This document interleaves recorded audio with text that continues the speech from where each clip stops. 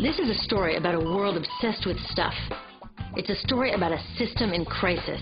We're trashing the planet, we're trashing each other, and we're not even having fun. The good thing is that when we start to understand the system, we start to see lots of places to step in and turn these problems into solutions.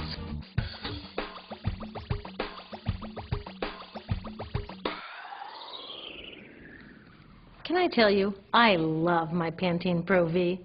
Of the dozen or so personal care products that I use every day, it's the one I can't live without. It says it gives my dull hair the ultimate cool shine. How does it do that? I was wondering that while I was lathering it in my hair one day, so I read the ingredients right here. Sodium lauryl sulfate, tetrasodium EDTA, methyl isothiazolinone. What is this stuff? I took this list to some scientists who know how to read it. Turns out my Pantene contains a chemical linked to cancer, and lots of other products in my bathroom, from sunscreen to lipstick and even baby shampoo, also contain chemicals linked to cancer or other problems like learning disabilities, asthma, and even damaged sperm. Like most parents, I try to keep my family safe, but now I find out my bathroom is a minefield of toxins. What are we supposed to do?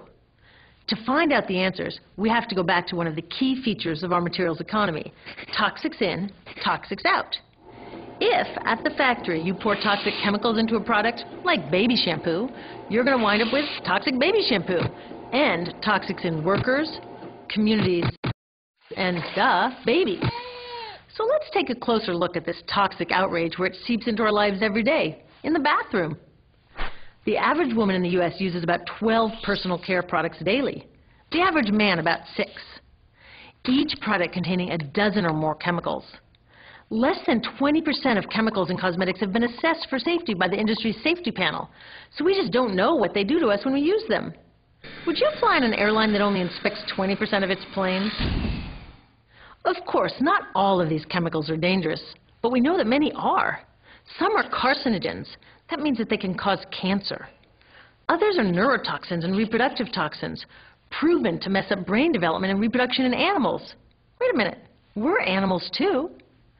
It's like a giant experiment. We're using all these mystery chemicals and just waiting to see what happens.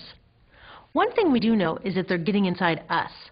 I had my body's toxicity levels tested, and I'm loaded with things like mercury, flame retardants, triclosan, and lead.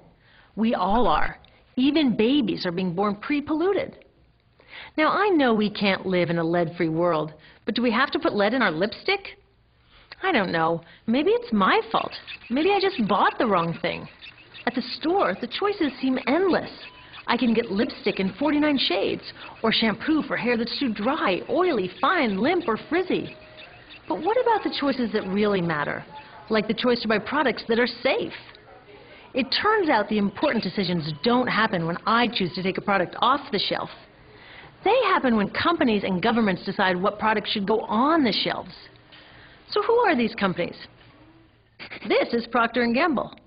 They're the ones offering me Herbal Essences, the #2 shampoo in the country. It contains toxic petrochemicals made from oil. Since when is oil an herb? On cosmetics labels, words like herbal, natural, even organic have no legal definition. That means that anybody can put anything in a bottle and call it natural, and they do. I mean, can you imagine a top seller called Petro Essences? Gross. What's even nastier are hair relaxers marketed to 5-year-olds and skin whitening creams. These are super toxic, both in their ingredients and in the message they send about what beauty is. Oh, here's Estee Lauder offering me a chance to help find a cure for breast cancer. That's nice. But wait, they're also using chemicals linked to cancer. Don't you think the best way for Estee Lauder to fight cancer is to stop using those chemicals in the first place? So really, I get to choose between meaningless claims on a bottle. But these guys get the real choice about what goes into those bottles. And that happens back here, at the factories where they're formulated. Why do the makers of these products use all these toxics? Are they trying to poison us? No, they're just working from a 1950s mindset when people were totally swept up in better living through chemistry. In all that excitement, they forgot to worry about human health impacts. That was years ago, and they are still using these same old toxic chemicals. Today, big cosmetics companies say the doses of poison in their products are small enough to be harmless. Yeah, maybe if you use them once a year. I guess they never get out and see that their products are being used and combined with other products every day. A little toxic dose under your arms, a little more on your hair, on your lips. And workers in nail and hair salons get dosed all day long. So the industry is used to doing things this way. And they can. Because even now that scientists have linked the chemicals they're using to all sorts of problems, there are no laws to get rid of them. You're thinking, really? Come on, nobody's making sure that the stuff we smear all over our bodies is safe? Nope. The FDA doesn't even assess the safety of personal care products or their ingredients. Since 1938, they've banned just 8 out of over 12,000 ingredients used in cosmetics. They don't even require that all of the ingredients be listed on the label. Now, this is an example where we can all agree a little more government action would be helpful. This lack of regulation leaves a huge hole that the cosmetics industry is all too happy to fill.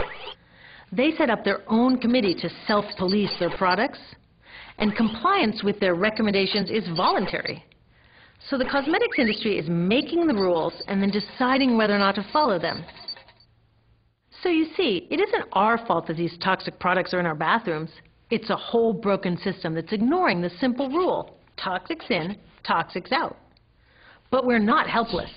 There are resources online that we can use to protect ourselves by identifying the best possible choices in the store. But the real action is with people working to change the system. Because if we really want to solve this problem, we got to start here with these guys. Women, parents, workers, people all over the country are demanding that Congress pass a new law, giving FDA the power to make sure that our personal care products are safe. We need common sense laws based on the precautionary principle. That means that when you're dealing with hazardous chemicals, just err on the side of caution. Let's not debate how much lead should be allowed in lipstick. Just get the toxic chemicals out of our products. Smarter laws would force companies to get past that old 50s mindset and figure out how to get us all clean and shiny without toxic chemicals. Can they? Totally. Many responsible cosmetics companies are already putting safer products on the market. Green chemists are developing substances that are designed to be safe and non-toxic in the first place. European governments have required the removal of many toxic chemicals, and companies have figured out how to comply. When cosmetics are reformulated to be safe and labeled honestly, then we can feel comfortable with the choices available at the store. We can choose bouncy hair or full hair, shiny lipstick or matte. We can even choose to feel beautiful without using 20 products. But we'll know that whatever we choose, the most important choice, the choice to be safe and healthy, has already been made.